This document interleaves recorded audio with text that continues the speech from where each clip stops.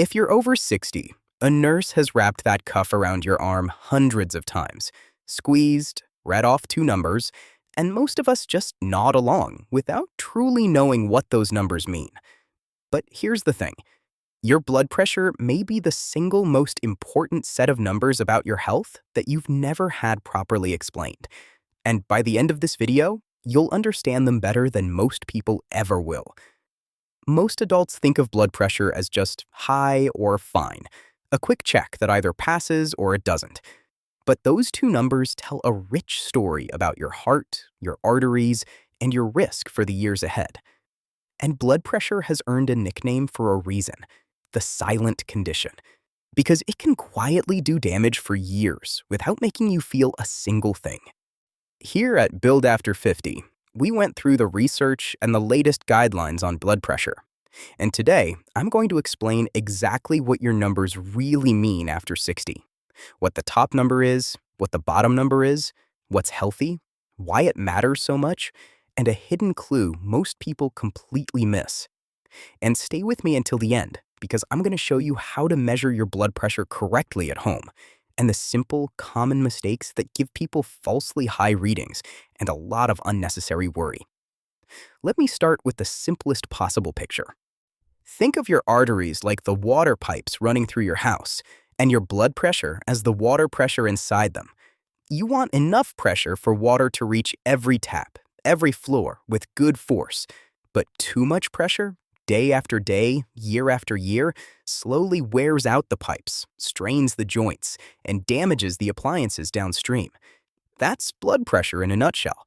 Enough to deliver blood everywhere it needs to go, but not so much that it's quietly damaging the system. And every time your heart beats, the pressure rises and falls, which is exactly why you get two numbers instead of one. So let's break them down. Real quick, if this is making things clearer for you, tap that like button. It genuinely helps this video reach more adults over 60 who've never had this explained. And as you watch, think about whether you actually know your own blood pressure numbers. We'll come back to that. All right, let's get into it. The first number to understand is the top one, and it's called systolic pressure. We'll call it the squeeze. This is the pressure inside your arteries at the exact moment your heart beats and pushes blood out. It's the higher of the two numbers, the peak. In plain terms, it's the force against your artery walls during the big push. Here's something important for our age group. After about 60, the top number tends to be the one doctors watch most closely, because as arteries stiffen with age, that systolic number tends to climb, and it turns out to be a powerful predictor of future heart and brain health. So if you remember one of your two numbers, the top one is a fine one to know. Now, the second number is the bottom one, and it's called diastolic pressure. We'll call it the rest. This is the pressure in your arteries in between beats, while your heart relaxes and refills with blood. It's the lower number, the valley. In plain terms, it's the resting pressure your arteries feel even when the heart isn't actively pushing. The healthy diastolic number tells you the baseline pressure your vessels live with around the clock. Here's where people get confused. They fixate on one number and ignore the other. But the two numbers work as a pair, the squeeze and the rest, and your doctor reads them together to see the whole picture. Stay with me, because the third point is the one everyone actually wants to know. What's a healthy number? Now, I'll give you the general guideposts, but please hear this clearly. Your personal target is something only your doctor can set, and we'll come back to why. As a general guide, many guidelines consider a reading below 120/80 to be in the healthy range.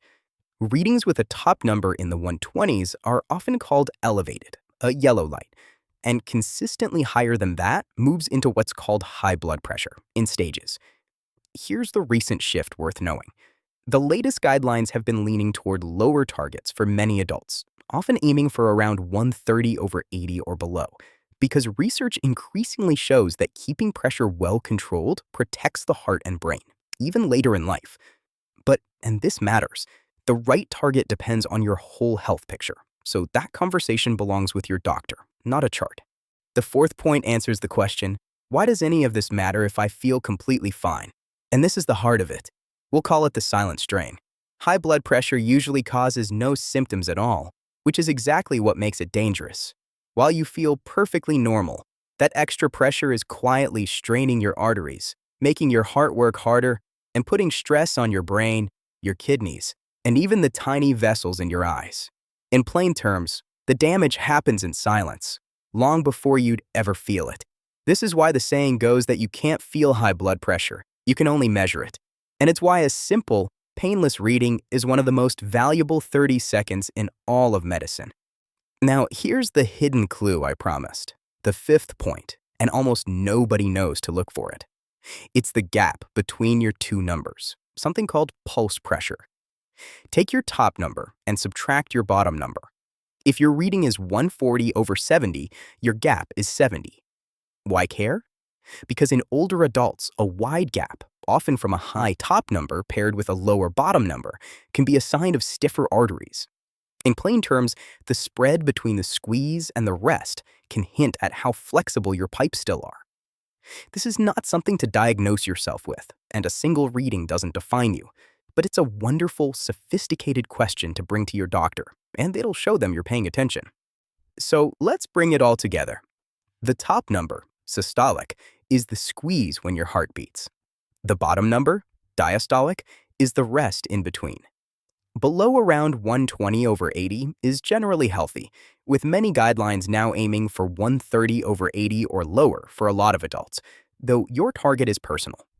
High pressure does its damage silently, and the gap between the numbers can quietly hint at the stiffness of your arteries. Now, here's what I promised: how to measure correctly at home, because so many people get falsely high readings and worry for no reason. Here are the common mistakes to avoid. Don't measure right after coffee, a cigarette, or exercise. Sit quietly for 5 minutes first. Empty your bladder beforehand, because a full one can nudge the number up. Sit with your back supported and both feet flat on the floor, legs uncrossed. Rest your arm on a table so the cuff is at about the level of your heart. And put the cuff on bare skin, not over a sleeve. Then, and this is the big one, stay quiet. Don't talk or scroll your phone while it reads, because talking alone can raise the number. And never judge by a single reading. Take 2 or 3, a minute apart, and look at the pattern over days, not one moment. Bring those readings to your doctor. They love seeing them. And the habits that help keep your numbers healthy? They're the familiar ones, and they truly work. Go easier on salt. Move your body most days. Keep a healthy weight. Limit alcohol. Don't smoke. Manage stress and protect your sleep. And if your doctor has prescribed blood pressure medication, take it exactly as directed, and never stop on your own just because you feel fine. Because remember, feeling fine is exactly how high blood pressure works. Simple and consistent, every time. Now, I want to hear from you. Do you know your blood pressure numbers right now, off the top of your head? Drop them in the comments if you're comfortable. Or just tell me, do you check yours at home or only at the doctor's office? Be honest, because your habit might inspire someone else reading to start checking theirs. We read every comment here at Build After 50, and your questions often become our next videos. And before you go, if this helped, the next video you should watch is right here. It's our journey inside your arteries, explaining what actually happens to those pipes over time. It pairs perfectly with everything we covered about pressure today. If you're new here, Build After 50 publishes new, research-based health videos every week, made specifically for adults over 50 who want to stay strong, sharp, and independent for the long run. Hit that subscribe button and turn on the notification bell so the next one finds you. And one important thing before we close: everything we share here at Build After 50 is for educational purposes only. It's grounded in research, but it is not a substitute for personalized medical advice. Blood pressure targets are personal, and only a doctor who knows your full health picture can set yours and guide your treatment. So before you make any changes to your routine or your medications, please talk to your doctor. They know your situation better than any video ever could. Here's the thought I'll leave you with.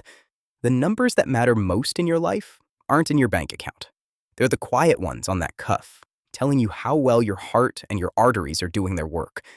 Know them, watch them, and you give yourself the best shot at all the good years still to come. Take care of your body, take care of your mind, and we'll see you in the next one. This is Build After 50. Keep building.